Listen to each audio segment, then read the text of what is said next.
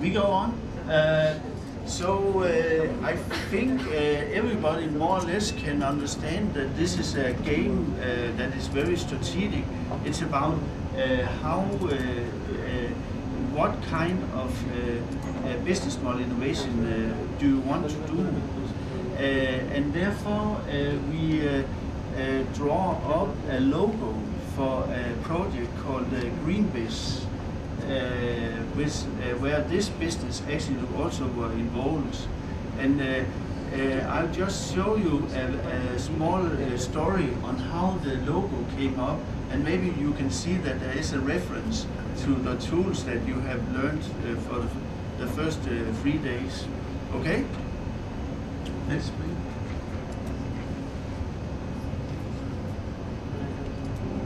I did my bachelor about architecture design.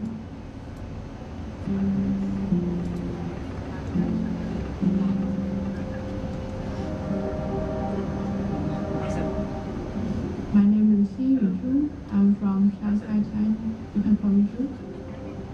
I did my bachelor about architecture design, and then I worked as an architect for a few years and finished some different projects there in China. And then I found the challenges around me. It's not design, it's not engineering process, it's more about business. And Denmark came to me because first of all it has like my favorite design styles. They have easy and close. Can we raise the sound?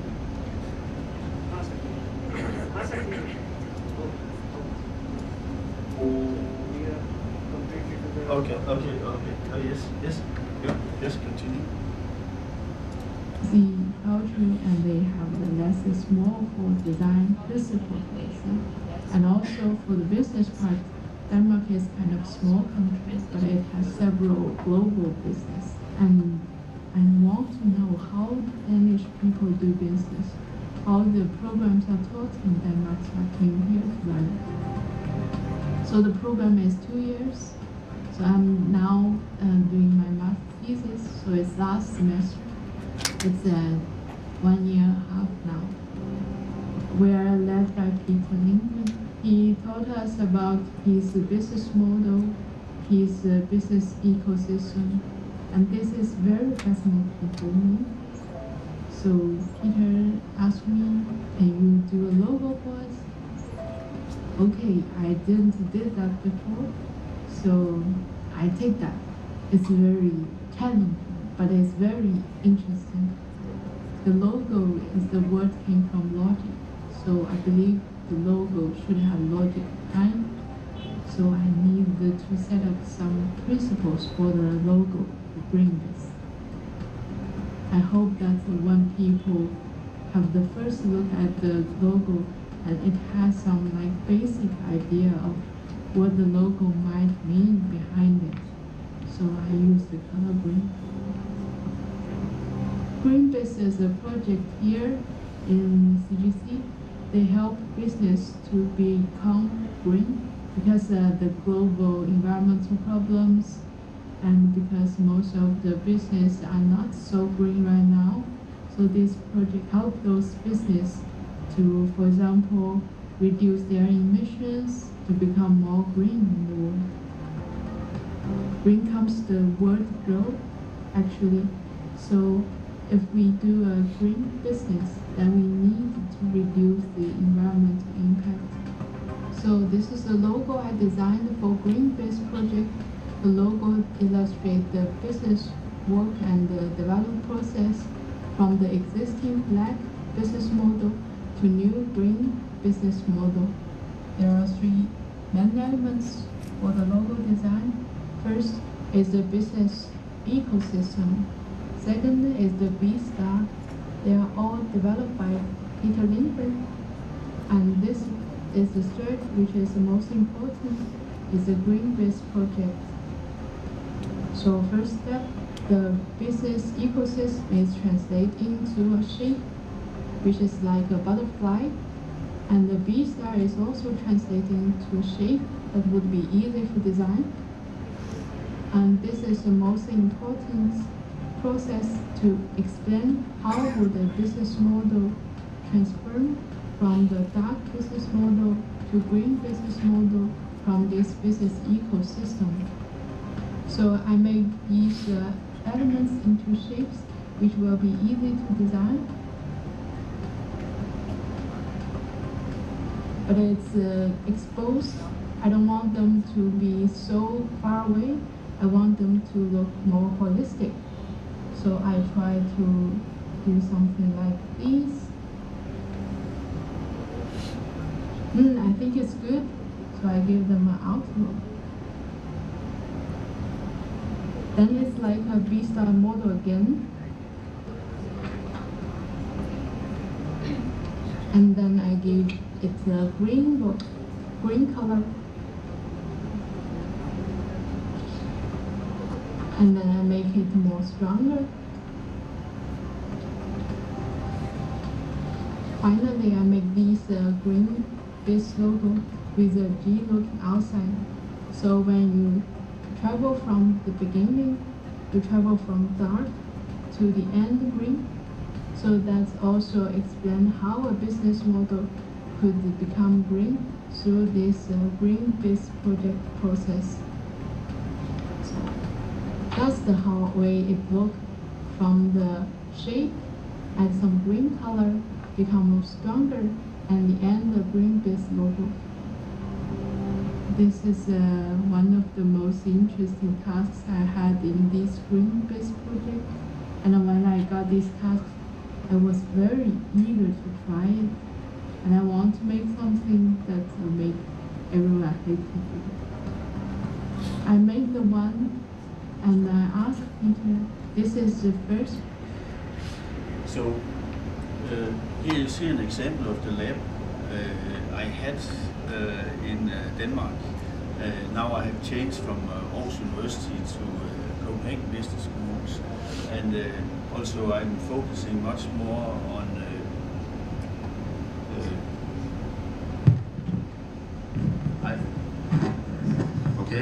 I'm focusing much more on Citif Global Capsule because my vision is that, as you can see, this lab here, where it has a mix of lab equipment, and we are experimenting. We have 5 labs where we are doing different things, is to put these out on the globe.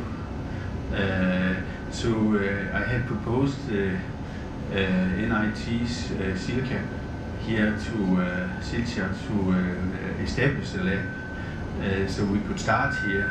Maybe very simple, it doesn't matter, and then we could connect to all the other labs around. And I'm seeing a lot of PhD students that are doing different topics and so on.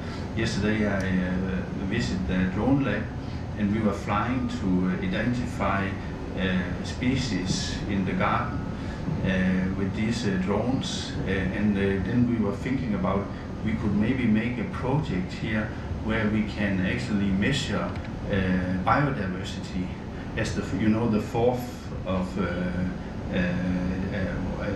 one of the green parameter. So if we could have the drones to specify the biodiversity or help us, because this is not done in a circular and sustainable business model thing, and I think it could be a fantastic project, and I'm very sure we can get a lot of funding to it. So my vision is, and that's why I'm in India here, I hope to have 5 labs before we go out of 2025. Yesterday we had a nod from one university in Chennai, and we hope that we have also made a close in Charter University, so why not here in NIT Silja. But back to the logo here, you can see what Sue has done here is that she has tried to make this logo for Greenbiz, and it's actually embedding a lot of the tools here, but it's not so much about that she has done a fine work, because she has indeed done that, but it's actually also saying that the circular and sustainable business models is not something that you can just go like. You have to do it strategically. As we saw also on the floors yesterday, you have so many things you can do, but you cannot do all at once. So what you have to do is you have to choose strategically where do you want to put your focus. And that is one of the challenges also with entrepreneurs. That is that they have they do too much. They do too many things, and they don't have a focus. And maybe yesterday you felt also I tried to force you to say, okay, you can only take one business model, and it's natural.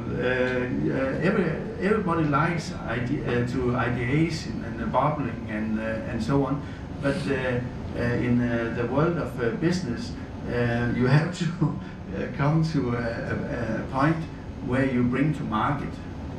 You have to come to a point where you say, okay, scale up. And if you can't, and you're not willing to do that, you run away as soon as it gets critical, then we will not get anything out of the circular and sustainable business model. Let's just finish this video. Version of Greenpeace logo. Do you think, is there anything that I need to do for those logos? No, because it's very good.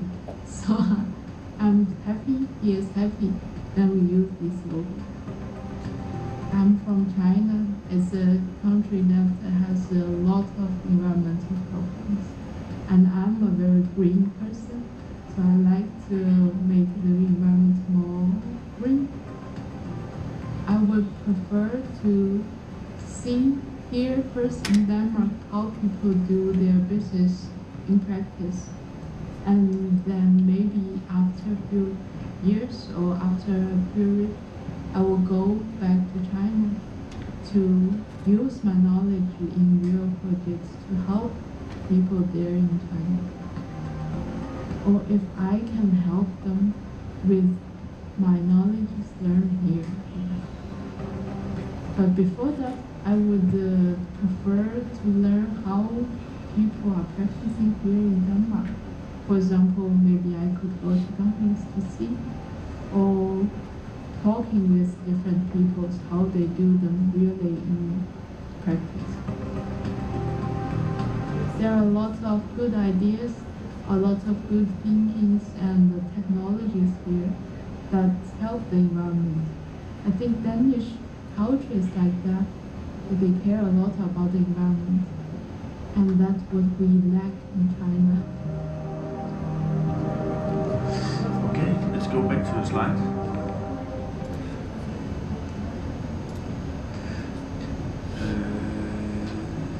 Yeah. We'll take the next one, yes.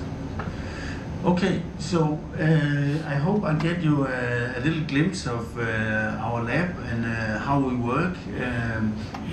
The way we are working in our research group is that we believe very strongly on the young researchers, and we just have to make a kind of an ecosystem where they feel good, they are smiling, they are happy, and then they're working with something that is important for them. So that could be anything nearly.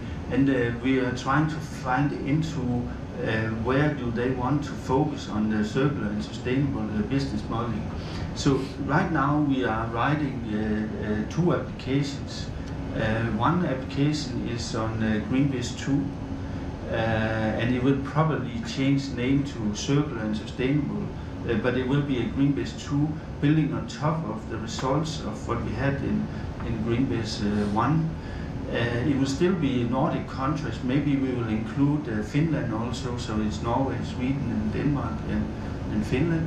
But then we are working on a second one where we want to involve India. And it's a much more larger thing. Because it's including what I think I showed you a small glimpse.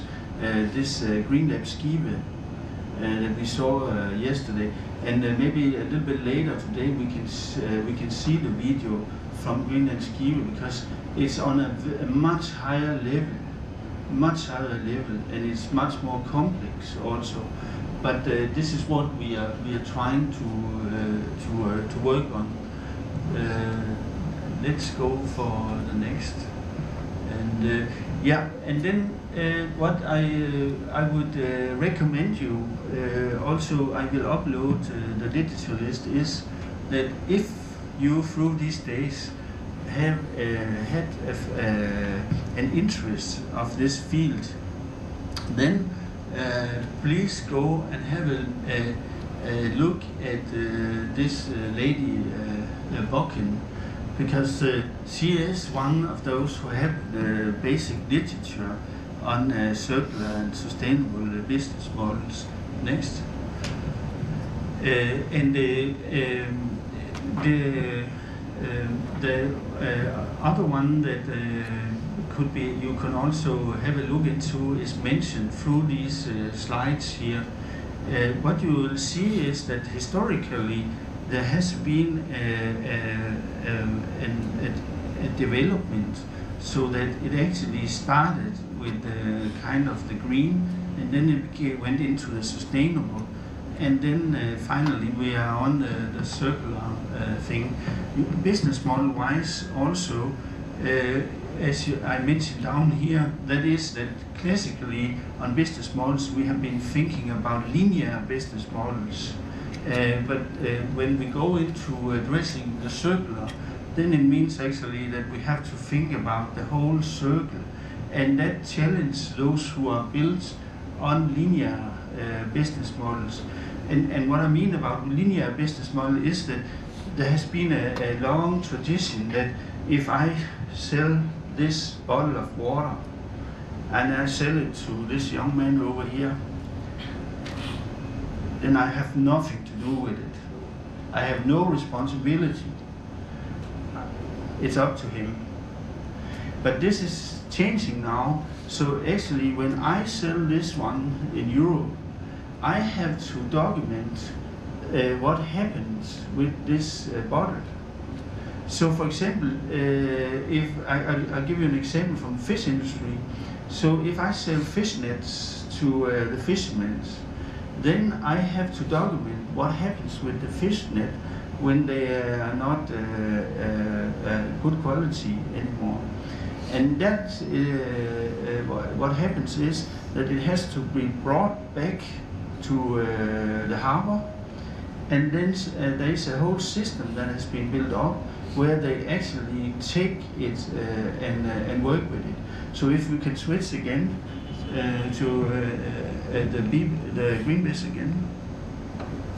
And one of my researchers, she's deeply involved in this in Sweden, and then we have to go down to the videos.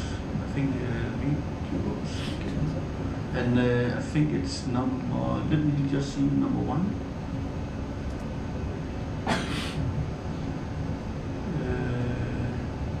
Just a moment. 2. Let's go for 2.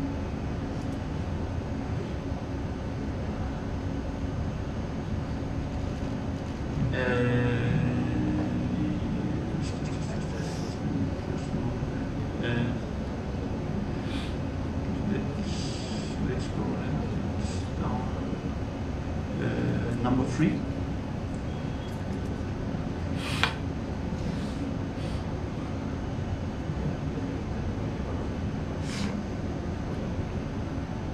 Okay, then we have to go back to number 2. I think it was. Oh, sorry about that. This one.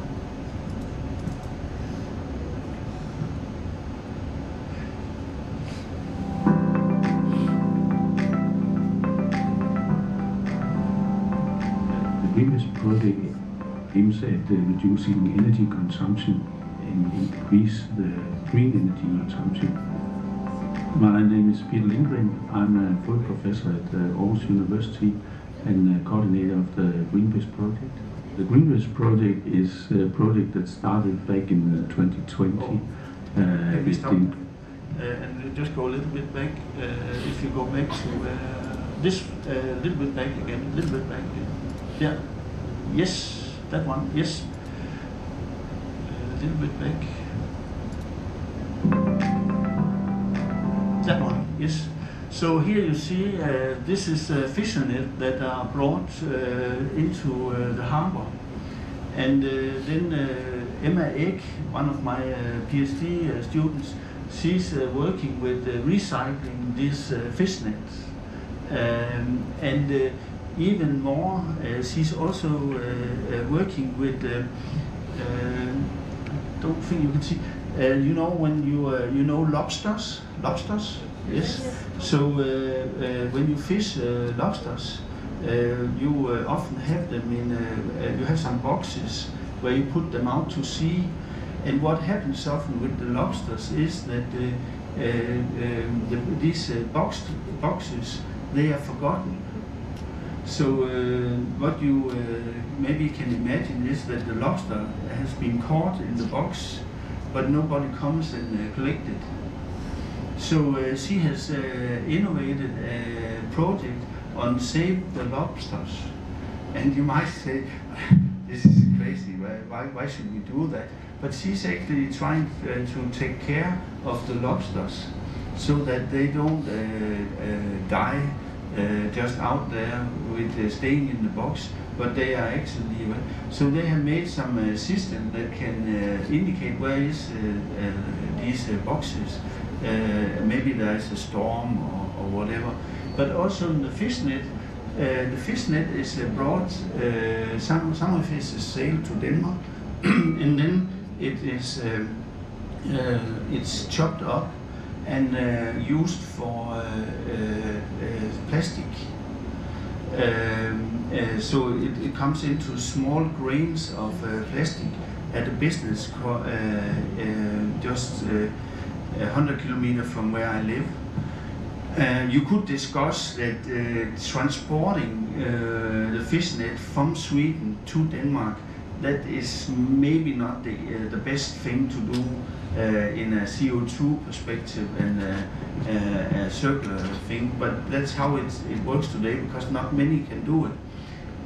One thing that is challenging with the fish net here is that there is a lot of sand in the fish net. And the sand is not good for the production technology, so they have to tear it apart manually also before and sort it into different fractions. And you can see here, this is a small ball that is used to have the net hanging in the water. And this is also to be taken off, but who would like to buy it? And another thing which is very, very challenging is that there is salt in this, and salt is extremely aggressive to metal and so on. So there's a lot of things here that you have to take care of when you work with this. What they have done is they have made a kind of a symbiosis center. I told you, I think 2 days ago, about this lady that had found some ingredients in some water that were used for breeding eggs for fish and so on. And this is just grown tremendously, and this is one part of this. What is also a little bit interesting related to this case and to the scrap business is, you remember, we have the environmental arrow or parameter, then you have the business parameter, then we have the social parameter. And to make this fish nets up to something that can be used in another business, you need to have labor. You need to have people that would like every day to go to work and do this. And they have built an enormous kind of business that you can see on the backside, some of it, where people that are unemployed, they actually come and then they get a living out of this. It's not high money, much money, but it's still better than being unemployed. So they are actually building a social, you can say, a part on this symbiosis center. So when these people, they come every day, then of course there is a question, how, what should they eat for lunch? So that has actually generated a new social project where people that are unemployed, that would like to go into cooking and so on, they actually have their own restaurant. And I tried it many times, it's fantastic. And you know, those who do the cooking, they have the power themselves each day to decide what to cook. So you can get some of the most fantastic fish menus, you can get a lot of different things. Every day is different. So you know, they build up these people that are, you know, they have maybe been unemployed for 3, 5, 10 years, and then you know they suddenly grow up, they get responsibilities, they get proud of themselves, I will never say again, and they are together with other people, which actually gives a whole new dimension of their life. The challenge is, you might not be understanding this, but the number of unemployed people in Western countries are so low that it's very, very difficult to get human resource that is unemployed. So they have now started to build a bus system where they actually go out and collect people around. And they bring them to this place every day and back again. Then you say, okay, that's maybe a good story, Peter. But what it does actually is that all the bus routes in the rural areas have been laid down literally in Western countries. All the transport system are concentrated on the big cities. They have even taken money out of the rural areas bus system and then drag it to the cities.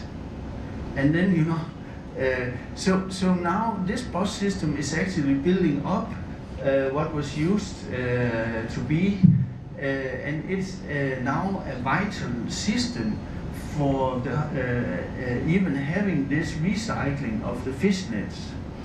And you might have heard that fish nets, if they are maybe cut, can be a ship or something that just go over it and then cut it. Then you have these fish nets, which they call ghost nets, and they are floating.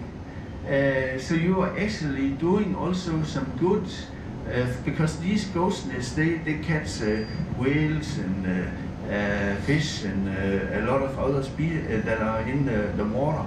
So all in all, you actually can feel that you are building up something where people, they really think this is important for me to go to work every day, because I'm actually doing something that is important. This has also generated a new project called the SIRR project, SIRR, and if you go and tap it with EU, then you'll see that it's actually a network of different rural areas that has come together. They are subsidized by European Union, where they, many of these areas have realized that young people, they leave the rural areas. So they have taken up the challenge, how can we build up again? How can we attract the young people to come back or still have connections to where they used to be? And it's a little bit funny because what you see, and I'm not religious about it, I'm not a politician, I'm a researcher, but what is very funny is that the young people, they come from the rural areas, they go to the universities, they study. What happens? Some of them don't get job, so they actually get unemployed, but they're in the cities now, they're not in the rural areas. And that is very, very costly for the cities, because in Denmark, for example, you are, if you are a big city, you have responsibilities for these. It's actually educated people. That is why we are now on a third project, where the title is called Human Capital, Waste and Potential. And this is nothing with waste of fish nets, it's actually waste of human beings. And I guess that's a little bit more important than waste of physical materials and so on. But this is just to tell you that this is growing, and it's growing in many directions. Let's go back to the slides. And please, if you have any questions, I think you can imagine that those who are involved in these projects, you can see that they, you remember I talked about that you have to be your business, be business. They are really, really proud of what they are doing. And you can really see when you meet them, you can really feel that there's a lot of values given out here, because they really are the business. Let's go further on. Yes, so this morning we have talked about these three areas, and the model is also related to Bokken, and we have talked about the dilemma, the paradox between the environmental, the economic, and then we have touched upon the social. And they are equal important, but we have maybe for a long time focused enormous much on economic, and when we started to do the green, we went on the environmental, on the 4 areas, not so much on the biodiversity yet, but more on the 2-3 other things. Yes? So finally, I think in this second session, I will just mention 7 points that I think you should take notice of. That is that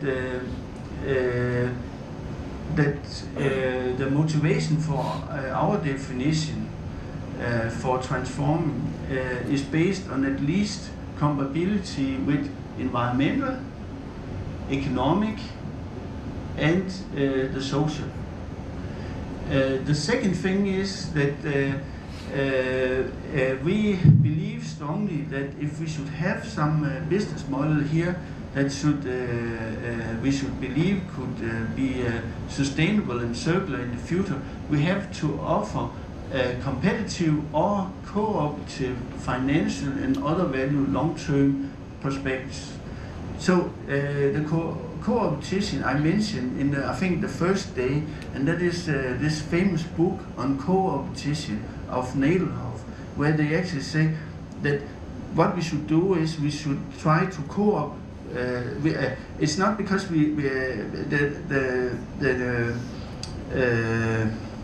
the difficult thing is if we don't compete, then we will get a little bit lazy. We have to still, compete each other, but in a cooperative way. So, for example, when I was in Italy, we have these clusters in Italy. I think they have 780 clusters. These clusters are, for example, one cluster is for gear motors. So everybody that are experts on gear motors, they are actually placed in near to each other. And you know, they are always competing each other, but in the evening they sit at the nice Italian restaurant and bars, and then they exchange bubbles and what they are doing. And then even also, if they get too large order, they share it with each other. So this is number 2. Number 3, if we go next, that is that the circular sustainable business model characteristics of the to-be business model and changed as is business model. So it means that, for example, if I have a used car and I then try to change it, is related to the circular sustainable business model's value proposition and its entire value process. So we should not continue on just giving this away. We should actually think about the whole value process and the whole value stream cycle. And then I did an analysis together with some of my young PhD students. And this was looking into, you can probably glimpse that I have put the 7 dimensions of the business model here. And then I had looked into business model reconfiguration, business model development, and business model design. This is 3 terms that are used by Tucci and some of the good business modelists. So the design is innovation. The reconfiguration is where you actually take an old business model and then you reconfigure it. And then the second one is where you are in the development, you know, over here in this area. And then I took the chance to ask 106 small and medium-sized business, what are you doing? What are you doing related to greening your business? And what I found out was that they are mainly focusing on competences. Would you believe that? They are mainly focusing on, or they were mainly focusing on the competence dimension, the gray one here. And then you think, oh, that's nice, because then they are focusing on people. No, they are not. They are buying technology to make their business more green. The main focus is on the technology. And where this has some, I can't remember, I think it's 4 or 5 years ago we took that. The interesting thing is that we are now having products where we are focusing on the humans, because they cannot get the technology to give them the advantages and the benefits. So we are now, there's a whole new change. So more and more of the business model, the circular and sustainable business model products, they are focusing on humans.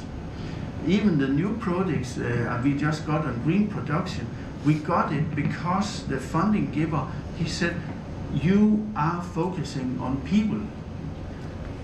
Next. Okay, the 5th one is, and then I think I'm close to finish, that is that we have to realize that we need to have a look at the opposite butterfly, and we have to find out where in this one will we where will we focus. So you can see here that you have different layers, and the strategic thing is to find out where do you want to focus, and there are many opportunities. Then about this one over here, this one I have not gone into yet, but what we have to realize is that we are not alone. That was also mentioned in some of the videos. we are not alone as a business. We need to have the whole network to play, and this is what we have developed a model called the relationship axiom. Then